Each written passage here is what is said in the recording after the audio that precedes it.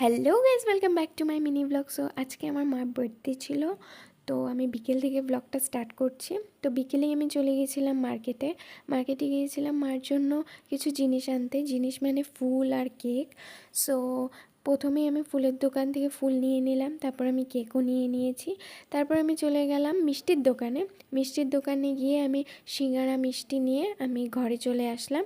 ঘরে এসে তারপর কেক, ফুল, মিষ্টি সব কিছু নিয়ে আমি লুকিয়ে ঘরে ঢুকেছি, যেহেতু মা ফার্স্টের রুমেই ছিল আর আমরা সারপ্রাইজ দিতাম মাকে।